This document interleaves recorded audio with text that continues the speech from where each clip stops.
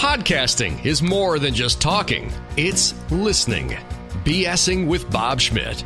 The BS with Bob Schmidt podcast, talking entrepreneurship, business, and marketing. My guest this week is a coach, an author, and a speaker, Jen Coken. I had the opportunity to talk with her and my radio program about a year ago. Wrote the book, Embrace the Ridiculousness. And chapter number 1, Jen, basically throws everything into the wind that I've talked to other people about.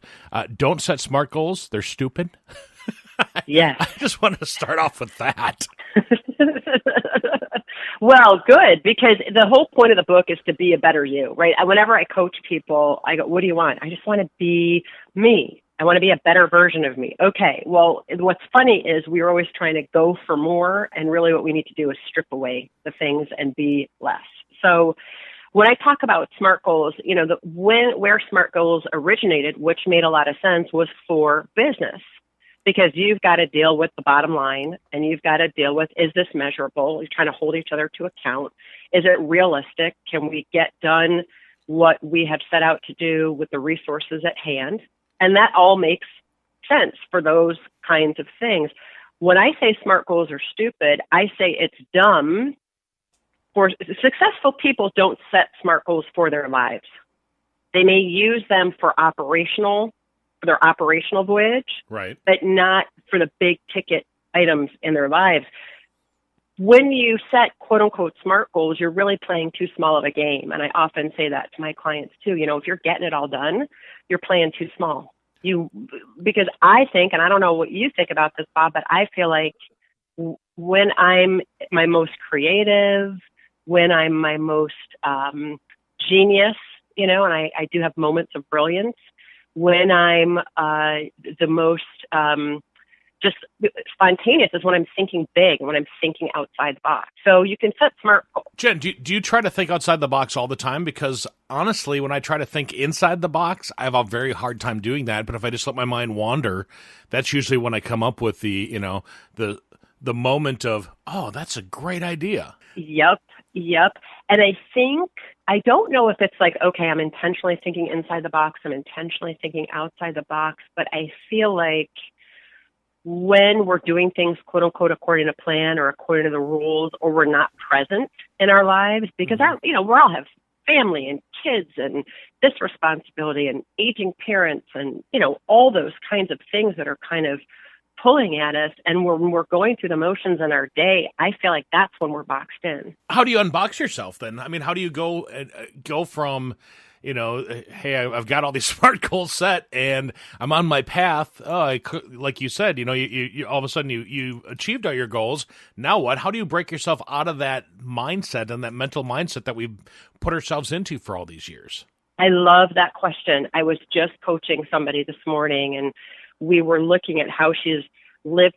Well, let me answer the question. I'll tell the story and I'll come back to it. How about that? You wonder about things.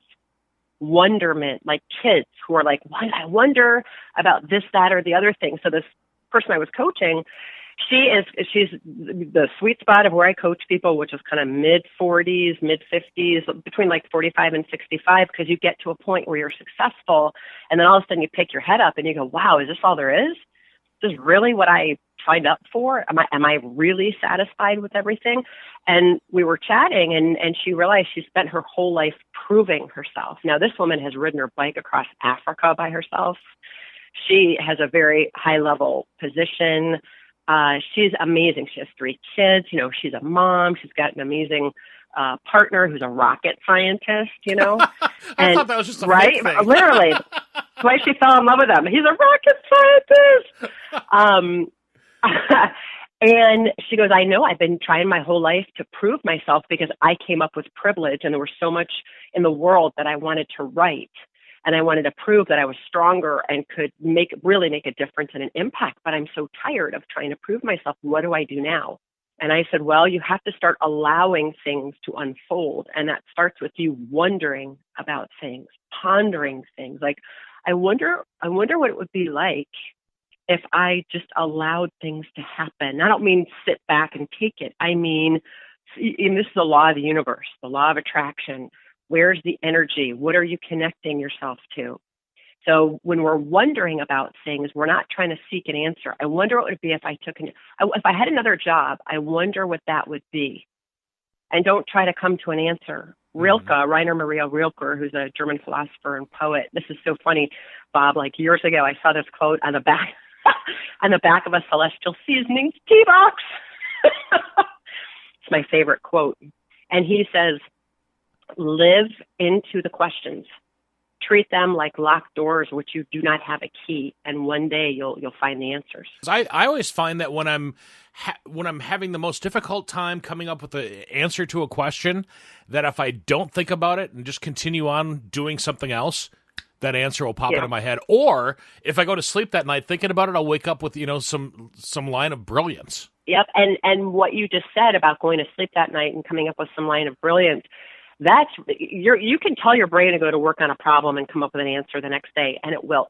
The other thing that I think is really important to be incredibly successful is before you go to sleep, to be thinking about what you're grateful for, to be saying to yourself, I'm brilliant, I'm happy, I am well, because your subconscious mind will almost ingrain those final thoughts you have 5 minutes before you go to sleep. And if you want to know why you wake up in a crappy mood, it's because you went to sleep in a crappy mood. So you've got to do everything you can in those final 5 minutes to be in a state of gratitude. I've tried to live that way my whole life. I really have.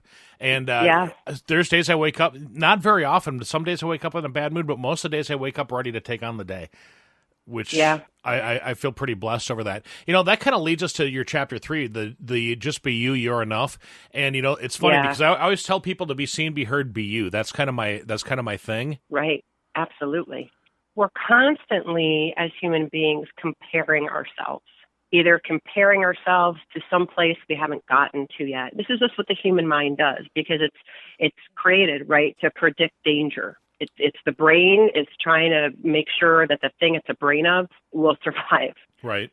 So it's constantly trying to predict danger, right? So I'm either comparing myself to some place I have yet to get to, or I'm comparing myself to some mistake I made in the past, or a success I made in the past, and I'm trying to repeat that success, which is ridiculous. Or I'm trying to compare myself to other people, or I'm comparing myself to who I think people want me to be. And if you actually follow what you said, which is also brilliant, which is just sitting with yourself, sitting with something, don't try to get the answer and really connect in with who you are. The truth will be there and you'll feel it in your bones. You will feel happy. You will feel elated. You will feel joy in your bones. Those negative emotions are telling you you're not on the right track. They're telling you you're not really being true to yourself because we're all part of the one mind. You could call it the universe, you could call it source, you could call it God, whatever you want to call it. But we're all part of that. And that's perfect, whole and complete, just as it is. It's funny talking about this stuff. I've got a 23-year-old son, and he always says, if something's just, if you're having a shitty day or whatever, he's like, don't let it ruin your life. And he's 23 and he's got that wisdom already, That's brilliant. It's brilliant. A buddy of mine once said to me, he was in a new relationship, and the person he was in a relationship with, and he was freaking out about it, and the person he was in a relationship with said, you know what? Relationships are like the stock market. You don't want to check in every day. You want to look at the trends over time. How do we get that stuff out of our head then? Because I think that a lot of people that are listening right now, maybe an entrepreneur, maybe in business, maybe working on marketing, and, you hit that wall. How do you get yourself up and over that? Well, you can't get out of it. The only way to get out of it is to go through. And that's the big mistake that people make, is trying to fix it, change it, and make it go away. And that won't happen. You have got to feel the feelings. Chapter 5, quit wishing you didn't feel this way. It's like one of those, remember, did you have like a local county fair? I grew up in Ohio, so we had local county fairs, and you would get these Chinese finger puzzle is what it was called. It was like you put your fingers into it and try to get them out, that thing? And try to get them out. And then you pull, and it won't get out. But right. When you push, right, when you push into it, all of a sudden one of your fingers releases. And it's the same type of thing. You've got to be willing to feel the feelings. If you're ticked off, be ticked off. Be a number 10 at being ticked off. Don't go hitting anybody or being crazy. But I have, because I've managed people for a long time.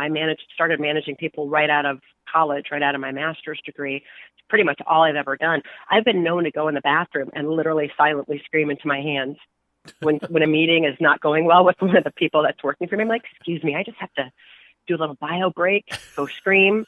Nobody can hear me. Come back. But that moves the energy through the body that allows me to feel that anger, not directed at them, because it's my reaction. It's not them. I'm the one who's ticked off. I'm the one who's sad. You got to feel the feels. And people shy away from that because sometimes I think people believe that, well, if I let myself be sad, I'm just going to be that way for the rest of my life. No, society tells us that, though. Society points us in that direction, saying that, if you're in a bad mood, you're always going to be in a bad mood. If you're, blah, blah, blah. We have to break out of those things. We have to break out of the norm, I think. Yep, I do. And I think, too, I'm not talking about, like being clinically depressed or any, I'm not talking, because I'm not a therapist or a psychologist or anything like that. I'm talking about your every ordinary moments of sadness, moments of being ticked off, moments of worry, moments of anxiety. Allow yourself to feel it. Now, you want to use breath, sound, and movement, meaning if you're mad, go beat a pillow and scream, or scream into the pillow and move your body while you're doing it. If you're sad, allow yourself to cry, have a temper tantrum. Literally, if you allow, because your cells have memory and that energy is going to stay in your body, you want to move it through. If you don't, that's where you get dis-ease in your body. So you're basically giving people permission to be the way they feel. Yeah, and have temper tantrums if you need to. Again, don't take it out on someone else. What about accountability then? And that's even one of your chapters, Get Accountable. Yeah. How does accountability fit into this? Yeah. I think in a lot of ways, the best thing you can do, because people shy away from being accountable or they beat themselves up or something like that, you're being accountable. You're the one who's saying, you know what, excuse me, I noticed I'm having a reaction. I got to go deal with that. I'll be back because I'm not being my best self with you right now. I just checked out. Or this is really interesting. I was doing some research for a webinar I did a couple weeks ago on creating successful partnerships and teams. And there's been a lot of scientific data. Google did a huge project on this. Harvard University did a big project. One of the things that makes the most successful teams is when people feel psychologically safe within that team. And part of that psychological safety is, number one, people being willing to be vulnerable and truly saying what's going on with them. So, for example, I was at a company where we had a lot of like layoffs and reorg and new CEOs coming in, and another new CEO was coming in, and we're all kind of, great. He's just another guy. This guy led off with something that was going on with his son who was sick. And in that moment, we were like, and I couldn't have put words to it then. Like, okay, this guy has our back. He's real. He's being vulnerable. And we don't think about being vulnerable at work. We don't think about talking about our personal lives at work because we're supposed to keep it separate. But in fact, what makes great teams great is that there's communication, there's all those other pieces, but one piece is feeling like you're psychologically safe, which goes to expressing yourself and being vulnerable, which also ties into accountability. Well, let me ask this then with that, the feeling safe and being vulnerable, that doesn't mean you have to be friends, does it? It just means that you share things outside of the workday, right? Yeah. What was the first thing you said? It doesn't mean you have to be friends. No. Because it doesn't mean you got to go hang out with your peeps outside of the workplace. Okay. It means you're real at work. If something's bothering you, something's bothering you. I remember a meeting I had. It was a pretty important meeting, and my media guy came up to me right before we began. He got there a little bit early, and he pulled me aside, and I was running this big meeting. I think it was with a funder or something back in the day. And he's like, look, I just have to let you know, my wife walked out this morning. Oh, geez. And I don't know if I'm right. Wow. And he's at work that day? It was a stud. And he's at work that day. Wow. And he goes, I don't know if I'm going to be able to make it through this meeting. And I'm like, look, I said, I can do the meeting on my own. You don't need to be here. He's like, nope, I'm going to be here. We became such close friends. It was 5 years later. My mom was she had to have some surgery or she was going to die. And I was freaking out because I didn't know, could I really take we didn't know what was happening. Did she have the surgery or not? And should I take time off work? And I was teaching a class and all this stuff. And I was in an office just bawling my eyes out because I didn't know what to do. And I felt so helpless. And he happened to call. And because he had been vulnerable with me years earlier, and we had struck up this, we weren't friends. We didn't hang out outside work, but we were real with each other, right. About our frustrations and that kind of thing. He's like, what the heck's going on? And I told him, he goes, Jen, look, he goes, if you, go down there now and she passes away, you'll have no regrets. And if you go down there now and she doesn't pass away, you'll have no regrets. But if you don't go and she passes away, you will never forgive yourself. You're like, you know what? You are so right. I walked out and told everybody, like, I'm going, and I figured it out, and that was it. And the next day I got in a plane and went. That's and I bet you have no regrets from that, do you, Jen?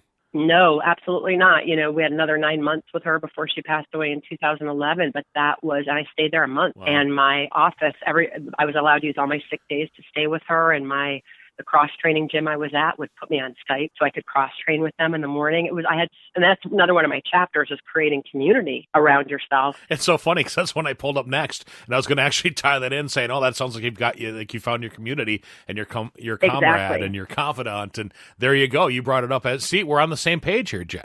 We're on the same page, and it's actually what page is it? 34. 34 out of my 53-page book. I love this book. It's so easy to follow. We don't, and Bob, maybe you haven't had this because maybe you're not this kind of person. It doesn't necessarily sound this way, but I think we walk around not wanting to burden each other, not wanting to bring anybody else down. But yeah, you're right. And that leads back to everything that we were taught when we were kids. Yeah, nobody wants to hear your crap. So are you saying that we should burden people, or we should bring stuff up to people? Yes. You know why? If you remember, like, being a little kid on the playground, and if somebody fell or hurt themselves or somebody was feeling bad, you always see those little kids surrounding that child who's upset and consoling them and saying it's going to be okay and all those things. And that a small person who feels upset, feels hurt, and feels seen because people are coming to him to say it's okay. And then somewhere we're told, as you said, don't burden anybody. I lead programs of, workshops of 100, 150 people. And I always ask the question, how many of you love helping people? Like, that's something you live for. You want to make a difference for people. You want to contribute. If you knew a friend was hurting, you want to be there for them. Every hand goes up. How many of you ask for help when you're hurting? Maybe a quarter of the hands go up. So you have this world of people wanting in their hearts to connect, to be there for another human being, to say, hey, I see your humanity. I feel your pain. And we're not asking for the help, and we're left wondering. Now I'll connect this back to when my mom had cancer. There's a lot of stupid things people said to me about her. And I've talked to other people who personally had cancer, and they told me a lot of people said stupid stuff to them, like, hey, great wig. Is it real hair or fake? Yeah, not people would ask that? What the hell's wrong? Dude. What the hell is wrong with people? My goodness. Yeah. Oh, wow. Or people would come up to me, because I was very open about it as I was leading programs and stuff. And usually a woman would come up to me and, gently put her hand on my arm and say, at some point you're going to understand this is the most beautiful part of your life. And I wanted to throat punch her. She meant well, and I totally understand that. But in that moment, I didn't want somebody to tell me it was going to be okay. I wanted someone to say, is there anything I can do for you right now? And that right now is super important. We have 1 in 5 people will pass away from cancer. So all of us know somebody. Don't ask, what do you need? They don't know. What can I do for you right now? Do you need a Coca-Cola to settle your belly? Do you want me to rub your feet because you've got pins and needles from the chemo? Do you want me to make those copies for you because you're too tired to get up from your desk to go retrieve something from the copier? What do you need right now in this moment? What can I do for you? That's super important. And same with anybody that's going through any kind of something that they reveal to you. They're going through a illness of a parent, or a child who's having problems in school, or a child who's been bullied. My friend told me her daughter, who's 16, was punched in the face by a boy and split her lip. That makes me angry, Jen. I can't. Angry, as soon as you told right? me that, I can feel the anger rushing through my body right now. Absolutely. And you know why he punched her? Because he was throwing rocks at a kid, and she told him to stop. Really? And I said, did she report him? And Heidi said, no, she didn't. And I said, why not? She goes, well, she's new to the school and can't really tell which boy it is. And I think part of it is she wants to handle it herself. And she doesn't want to be the person who tells tales. Her daughter is a real firecracker. You're coining new words here on the program. I'm making up stuff. I am making up stuff. But she's a real firecracker, and I know she'll find her way. But my God, we don't know what people are dealing with. And so that question of, is there anything I can do for you right now? Yeah, you can just listen. Awesome. Well, let me ask this, because I think you'd mentioned a lot of people don't ask for help. I don't think people know how to ask for help. You know, because Yeah. I look at my wife, and when she's, you know, struggling to do stuff around the house, I'll admit this right now, I'm bad. I don't say, is there something I can do to help? I just kind of go, you know, because we have those blinders on, I think that, but if somebody just says, hey, can you help? Or, hey, will you do this? I don't think that people know how to ask for that help, or I got it. You know, it's like, oh, never mind. I got it. Jen, I have it. Don't worry about it. Yeah. And yes. And I love that. Yes. Hey, that's and improv yes. right there. Exactly. I was about to say that. We're on the same page. Yes. And maybe pressing in a little bit. You know, oh, what's on your list today? Can I take a couple things off your list? I just want to do that for you. Or can you, you know, I've noticed you've been doing a lot around, I'm talking about you and your wife. I've noticed you've been you do a lot because, you know, you're home more now. So I noticed you do a lot. I'm wondering, can I take over the stuff that needs to happen in the afternoon? Why don't you go get a mani-pedi? And then that gives you brownie points then too. Oh my God, Bob, this isn't about strategy. But you're right, it probably would. Get her a gift certificate for a mani-pedi. Or even, hey, can you stop for a minute so I can give you a hug? Honestly, sometimes just that touch is a huge thing. Yeah, and it could be, you know, she's been doing stuff on her own for so long, she doesn't really know how you could help her. You could make some suggestions. You could have a separate conversation over dinner or, you know, a glass of wine or something afterwards, or a cup of coffee or a cup of tea, and say, hey, you know, I want to do more. I want to help out more. Can we just look together to see how I could do that? And then she might say, you know what, I don't want that because this is my domain. This is my castle. You've got yours. I've got mine. But you know what? Let's come up with other things we can do for each other. Chapter 11 says, say hell yes. Hell yeah! Hell yeah! Yeah, that's really getting into making sure that what you're saying yes to is what you really, really, really want to be saying yes to. And you're not just saying yes to be a people pleaser. And you're not just saying yes because it's what's expected of you. Okay. And sometimes I think we go overboard and say yes too much, and then we leave ourselves out. I think you're absolutely right. I think we need to learn how to say no more than we need to say yes. Yes, and I think like authentically looking at your calendar to see what actually works. You know, I have been known to, I'm such a people pleaser. I've been known to give up my workouts, to give up meditating, which are some of the things that I've got to do in the day. You know, I've got to work out. I've got to meditate. I've got to, you know, take time to do my personal growth and development, take time to write some key things for me. Sometimes I'll give them up depending, but I do that consciously now, not unconsciously. Because you can get burnt out really easily. Oh yeah. So let's finish up with your chapter 12, the stop, drop, and roll out of tough conversations. Because I think that many of us have been stuck in those dead end, either at a cocktail party, at work, when you run into somebody at the grocery store. We've all had those conversations where they just drone on and on. And hopefully you're not feeling that way about this conversation, but on and no, on. No, of course not. Of course not. No. I actually wrote this chapter after the election in 2016. Okay. Because and it's happening again. It's happening again now, Jen. It's happening again now, and it's because I have friends from all walks of life. I have friends who are libertarian, who are Republicans, who are Trump supporters, who are lefty liberals. You know, I mean, and the key piece is not to take this stuff personally, and it's difficult. It can be difficult. I myself have found myself in the middle of, an intense conversation where I had to get up and literally walk away and wanted to stop being friends with two people because I was taking things so personally. Right. And I think what's important is you got to give yourself a timeout. You know, as I say, get up, if you're in one of those conversations, if you're at the dinner table, right, or Thanksgiving, which is coming up again. I love Thanksgiving. So, if you're at a dinner table, step up and walk away. If you're, at a place at work or wherever, or a cocktail party, just excuse yourself. Just, oh my God, I just realized I've got to go call somebody. Take a moment, walk away. And once you've calmed down, you can think of, something else to say, and even say, you know what, did we get off this topic? I noticed I'm getting a little agitated. Tell me something that you want to celebrate for this week. Tell me the best part of your week so far. Right. Having this conversation with you. Let's keep going. Okay, well, that's not the best part of my week, so can we mosey on? Right. But I think, and you got to understand, it's none of it personal. People have opinions, and I don't necessarily agree with some people's opinions, but we really have lost, Bob, the subtle art of disagreement. We've lost the ability to agree to disagree. No, we haven't. I'm just kidding. Yes, we have, you No, we idiot. haven't. What the hell are you How talking dare about? you say that to me, you Jeez lunkhead. Louise.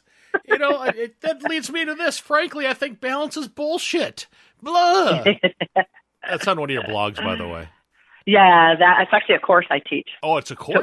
Really? Okay. It's a course I teach called Balance is Bullshit, mostly to women, because I could do it for, I do it for men and women. But yeah, I think we've chased after balance like a cougar at a frat party during freshman orientation week, trying to get our claws into it, and it doesn't exist. Well, I think once you realize that, you'll be more successful too. True? Yeah. Yep. Absolutely. Why'd you become a coach?